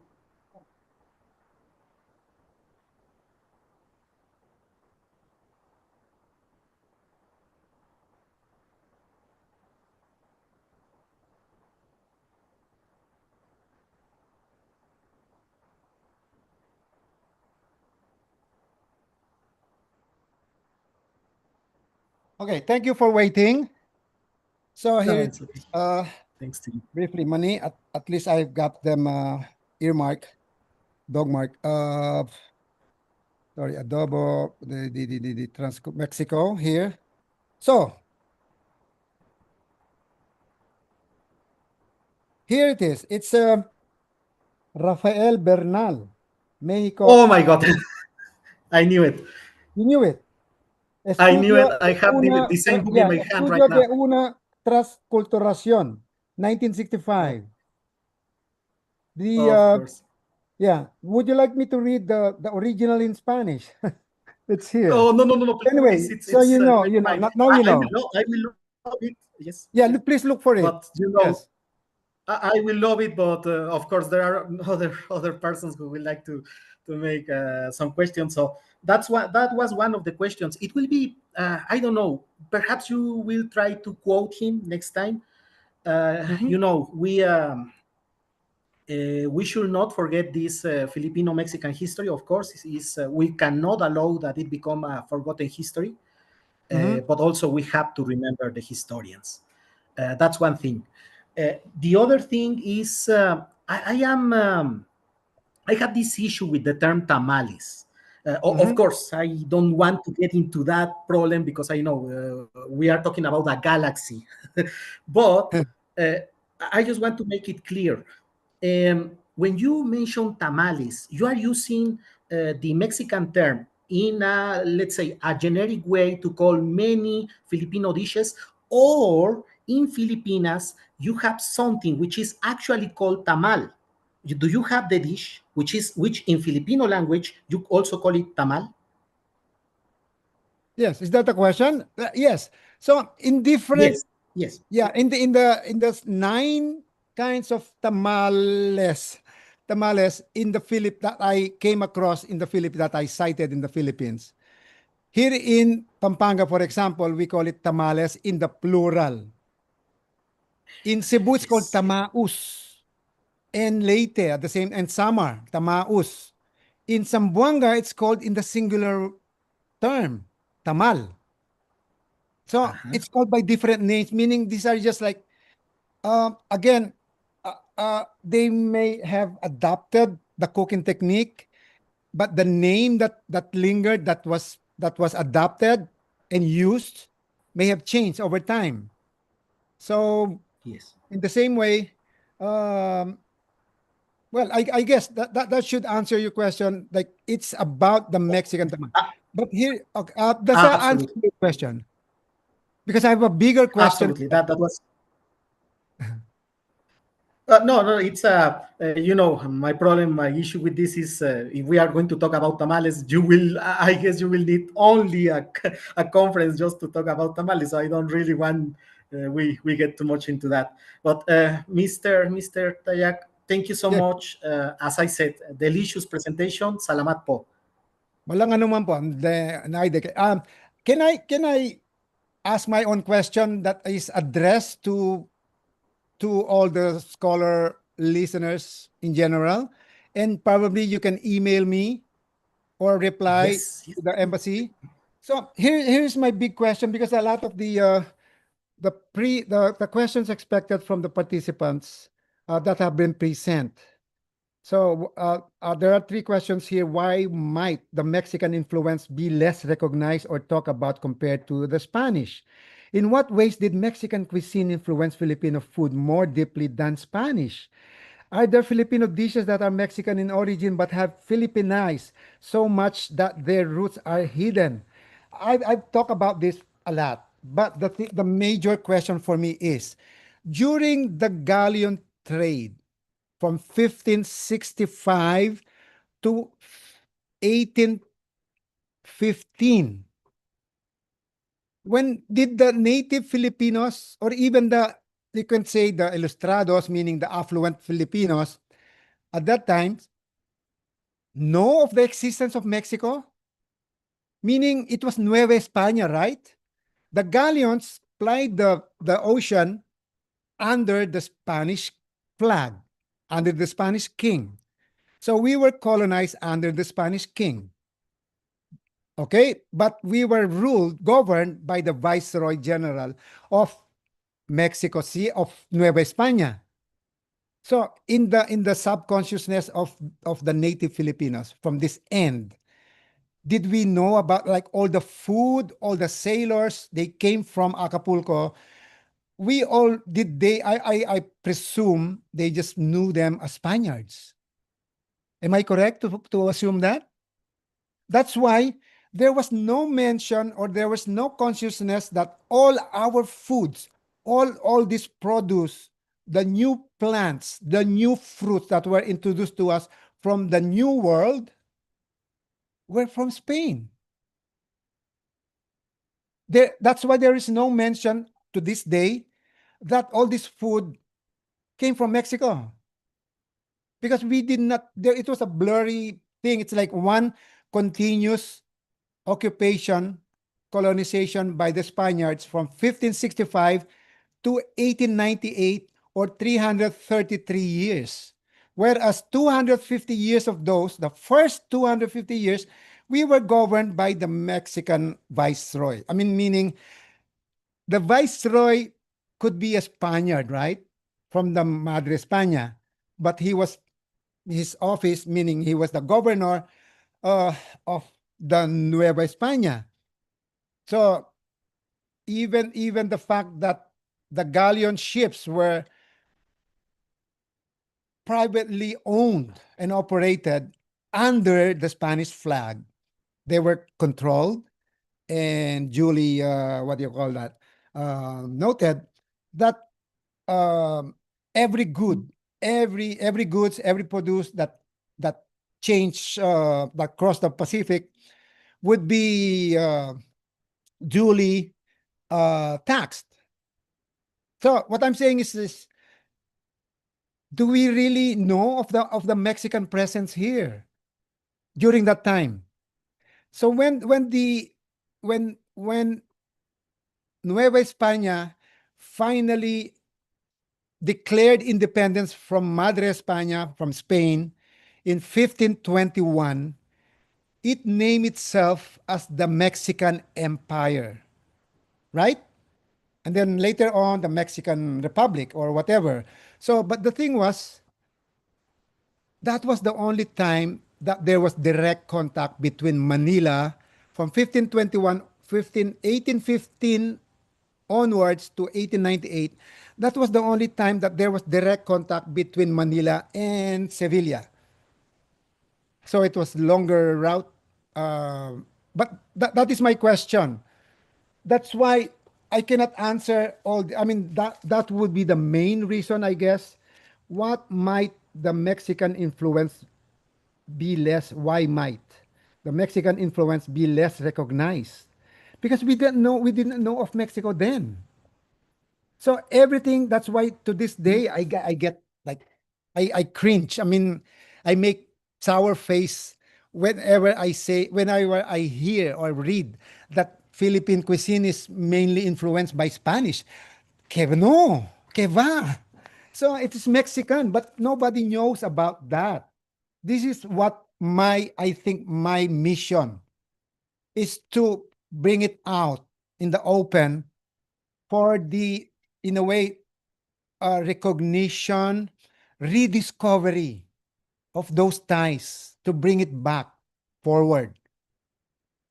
That I feel is my mission in this forthcoming book. And with your help, with your questions, you will guide me through where I should investigate further. And I don't mind going back to Mexico again and again and again. It's like coming home. It's like my second home. You know, the first, it's like a deja vu when I went there. It's the same people, the same obsession with street food, same, it's, you know, the manner of eating, the manner of talking.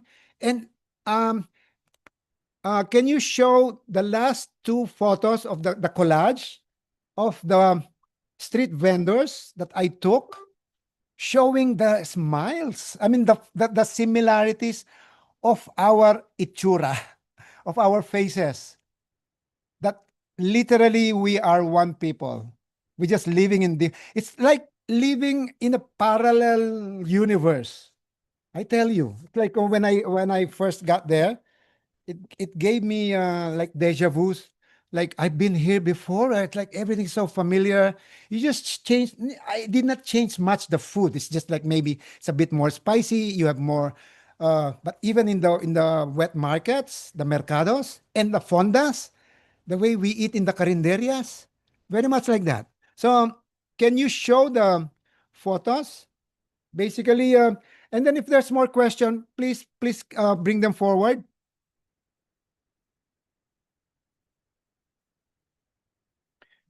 Question number 3 here. In what ways did Mexican cuisine influence Filipino food more deeply? More deep. Okay, so yeah, there. So from top, I will not mention, I mean, you guess where it is taken, whether in the Philippines or Mexico. And look at the faces.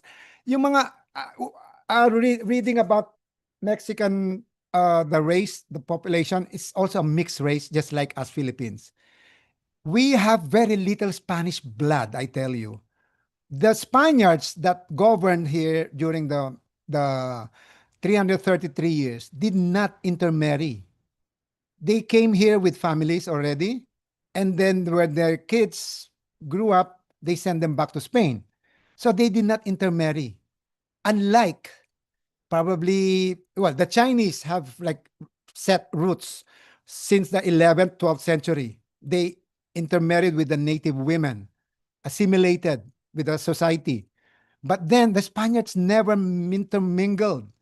If ever you will see a Spanish mestizo nowadays, meaning a Filipino with Spanish blood, most likely, I tell you, 99% he will be a descendant of a fraile. It's no kidding. It's not a derogatory term, but that was the realities back then. The frailes were offered the most beautiful last in the in the parish. Something like that. They were like, we have an expression in Pampanga, ing ari ya ing pari ya ing ari. The priest is king. So that led in a way to the abuses of the friars that led to the revolution of 1898.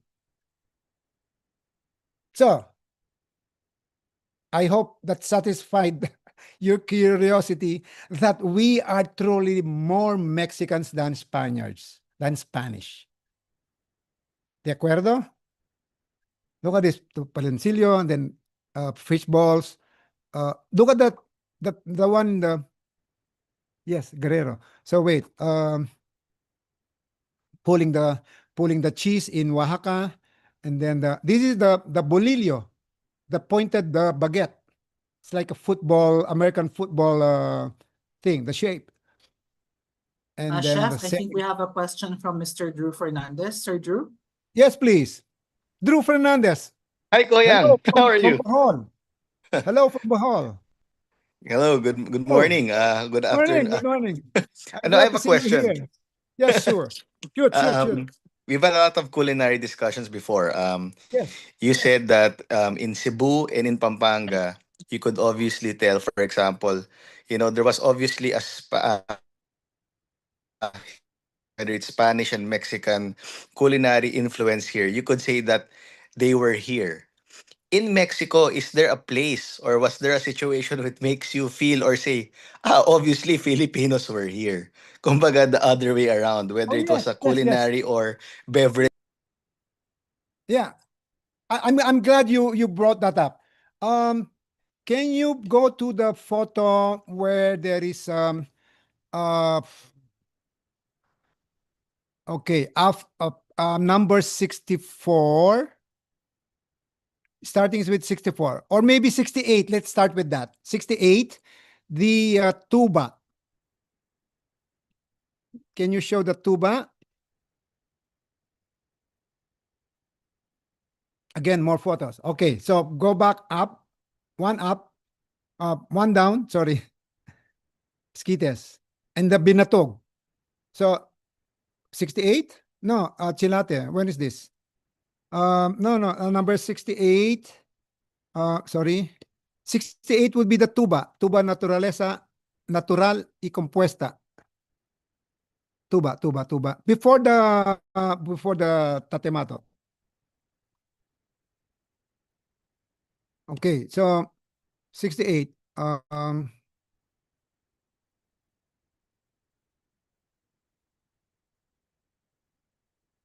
Hello? Can you find it? There. Okay, you can enlarge that. And then for the next one. Okay, so this is what I found in the market in Colima. Colima is a state south of Guadalajara, near the west coast, where this is where Ricardo Pinzon led me to go. I mean, very basically, he traveled with me virtually, meaning on FaceTime. Every day, you should go to this market. You should go next day to there. Then, so from Acapulco, I flew to Guadalajara. In Guadalajara, I went on a day tour to Tequila Town, where it is acknowledged in the whole of Mexico that it was the native Filipinos who brought with them the distillation of tuba into lambanog. And when it was banned by the Mexican authorities, when lambanog was banned by the native Mexicans thought of a substitute ingredient to ferment into an alcohol, and they found it in the blue agave, meaning the tequila. Okay, so from the tequila, in other parts of, and they remove the spines, they just retain the piña. You can see it in the internet how tequila is made. So the thing is, it was the native Indios, the Indios Chinos, the native Filipinos who introduced that distillation, not the Spaniards. So, and from there, you will see this is a photograph I took in the Colima market, where they're selling tuba, the refreshment, the drink. Tuba, as we all know, it's the nectar, the sap dripped from the blossom of the coconut. So when they collect that, it's pure sugar. It's very, very sweet. So you can drink it as a sweet drink, a refreshment with ice for the next 8-12 hours, if not refrigerated. And then it turns sour a bit, and it ferments into alcohol, which we all know as the tuba na pinagtagay-tagay. You know, the tuba with alcohol. For the next 3 days, it becomes a toddy, Toddy. So this is the alcoholic drink tuba. But when the Mexicans, and then after 3 days, it turns sour into vinegar if you don't distill it. Okay, so when the Mexicans were taught how to harvest tuba from the coconut tree, they drank it as a refreshment. They added money. They added chopped apples. They put canela or cinnamon. And then it's theirs. It's no longer ours, although the origin must have come from the Philippines. But when it was introduced to them, and it became theirs when they added whatever ingredient they wanted in it. And then here, they also sell vinagre de tuba. Okay? So vinegar, ano pa bang proof naman yun? This is the reverse migration. This is what we contributed to the Mexicans. Okay, next thing. Next slide, please. This one. Okay. So here, I was told also to look for tatemado. If you look in the search any engine in the internet, what Colima is famous for? They're known for two items. One is tatemado. The other one is pozole. Okay, I will discuss the tatemado now. What is the tatemado? Next slide. So then we go back to this. Next slide. So tatemado, I searched in the internet for tatemado recipe. And this is the first one that came out. Food and Wine Magazine, an American glossy food magazine. Tatemado de Colima, a spicy coconut vinegar braised pork. By all indication, the description alone, it is an adobo cooked in tuba vinegar. That is the Filipino adobo. But I can imagine during that time that it was introduced, the cooking with vinegar was introduced by these native Filipinos. The word adobo did not exist in their vocabulary. Because the word adobo in the Philippine context, the Filipino adobo, was only adopted like maybe in the late 19th century, 18 something na. Kasi during those times, every region, every province would have our own kind of cooking with vinegar, and it was not called adobo. Like in Pampanga, we call it kilayin. In Ilocos, they call it dinaldalem. In Iloilo, they call it pinamalhan, meaning reduction. And then in Cebu, it's called inununan. So here's the most logical theory why it became adobo, as the generally accepted generic umbrella term to mean all dishes cooked with vinegar.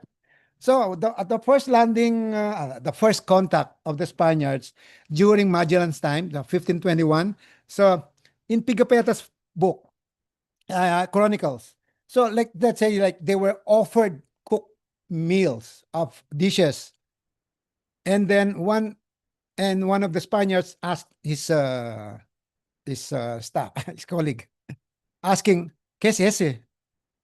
No sé. He said, no? Parece nuestro adobo ng pagkatikim niya. Maasim-asim, no? So, it's kind of sour, acidic. So, parece nuestro adobo. And then the native Filipino overheard. What? Ano daw? Ano sabi niya? Adobo. Adobo? Ano yan? Inununan yan eh. So, from one island to the next, they hop northwards towards Manila. So, in that was in Cebu, Inununan. And then Iloilo, Pinamalhan. So, it was the same experience until finally to cover all dishes. Well, it was like it was not I would call it a general, just a general consensus that everybody called it adobo, but it's a far cry. I will answer one of the questions here. The Filipino adobo has nothing to do with the Spanish or Mexican adobo.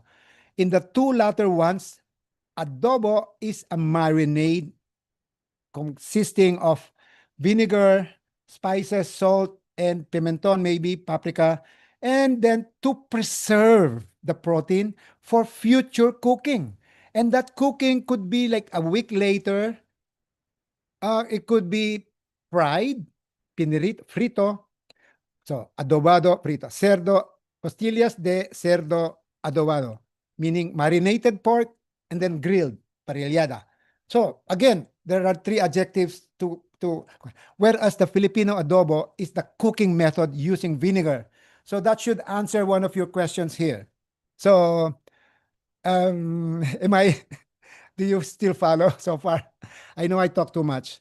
So I think we need that second session. That's true, Chef. Okay. That's very true, Chef. Yeah. Thank you so much, I am Chef. at your disposal. You can stay. You can, as long as you want me. Thank you so much, Chef, for that very mouth-watering presentation po. I'm sure everyone here who plan to go on a diet this weekend, wala na po. Sira na po yung plan namin mag-diet this weekend because of your presentation. So thank you so much, sir.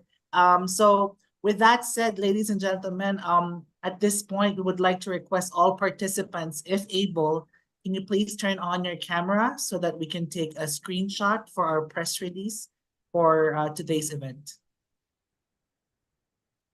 Marvin. We'll give you time. Alam namin na you guys are hungry Last photo. because of that Ito yung graduation photo. presentation. Miss Aza, I'd like to ask for your help, please, for the screenshot. Gracias.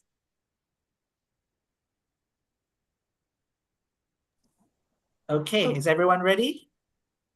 In 3, 2, 1, smile. 3, 2, 1, smile.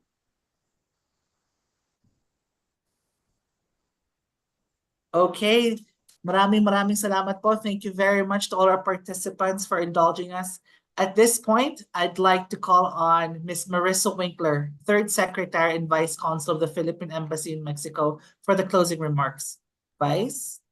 Thank you, MJ. First, I would like to thank our very active speaker, for your very comprehensive and very interesting, fascinating, and delicious presentation. I think we are all hungry while watching your photos, very beautiful photos. You, And you saw how very excited and yummy. passionate I was, right? Yes, and you're very passionate and very look yummy.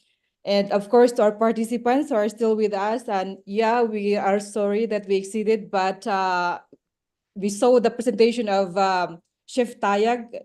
It's very interesting, and I think it's not good to stop it. So we just let him continue, and I hope you enjoyed it. And you may wonder why our topic for tonight is about food, the Mexican influence in the Philippine cuisine. It's because this month we are celebrating the Filipino Food Month. So that is why, and it is said that the Filipino cuisine is a cuisine of many influences. And with the presentation of Chef Tayag, we learned that it is indeed a cuisine of many influences. And this time we're talking about the Mexican influence, and it is traced back to the Manila-Acapulco galleon trade. So I hope you understand why it is our topic for this episode. And I would like to take this opportunity for those who are from Mexico City to please come this Sunday. We have our Filipino Food Bazaar. This is our 4th edition. You'll be able to try the Filipino food, and there is a Mexican influence because we will have some suman, like the tamales that Chef Tayag discussed in his presentation. So thank you very much, and please don't forget to fill out the feedback form.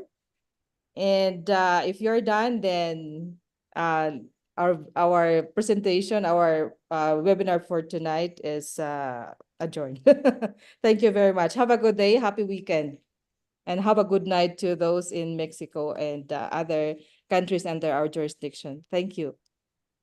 Thank you very much, Vice Consul Marissa. And thank you again to everyone who participated in our Olvidada. And happy weekend po. And God bless. Thank you very much. Thank you. Thank you. Thank you, Chef.